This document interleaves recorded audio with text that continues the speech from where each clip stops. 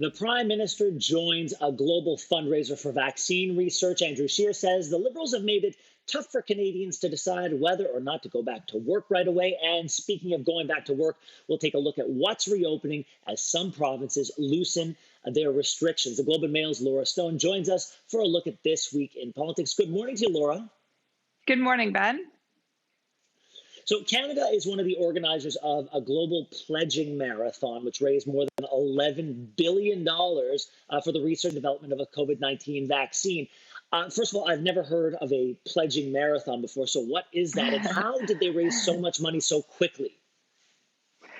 Well, essentially, Ben, a bunch of countries in Europe and Canada and around the world got together and essentially said, look, this coronavirus, COVID-19, is a global problem, and it's not going to stop being a problem until there is a vaccine.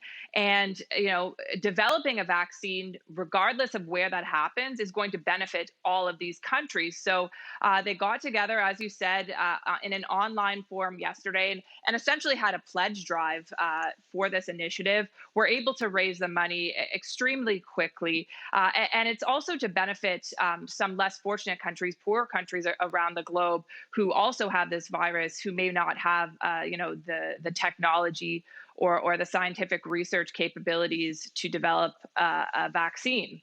So it's a global problem. It's going to be a problem in Canada until it is resolved across the world. So these countries have banded together in order to develop a vaccine as quickly as possible. A noble goal for sure. All right, let's go to the other side of the aisle. There's been quite some backlash to Andrew Scheer saying that the Canadian Emergency Response Benefit is creating a, quote, difficult decision for Canadians about whether or not to go back to work. That's right. Conservative leader Andrew Scheer has come out and essentially said that, look, it's going to be a difficult decision for people to make to go back to work when if they are receiving benefits from the government of up to $2,000 a month. You can get this money if you're making anywhere up to $1,000 a month. So say you have a job where you can make $1,200, you won't be able to receive the federal government's benefit anymore. So why would you go back to work? So he's essentially saying, as you mentioned, Ben, to some controversy, that there should be a clawing back or, a progressive phasing out of some of this money. That, say you make $1,300, $1,400, maybe you still maybe you're still eligible for federal government aid, but not the full amount. Prime Minister Trudeau yesterday essentially said that he's open to this, but it's not the time to do it yet.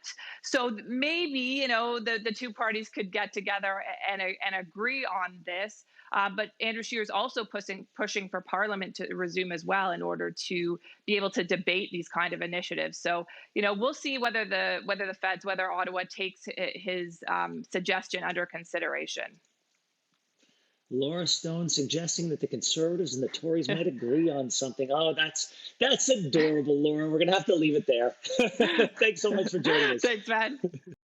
Thanks for watching. If you like this, be sure to subscribe here. And you can check out more Your Morning videos right here.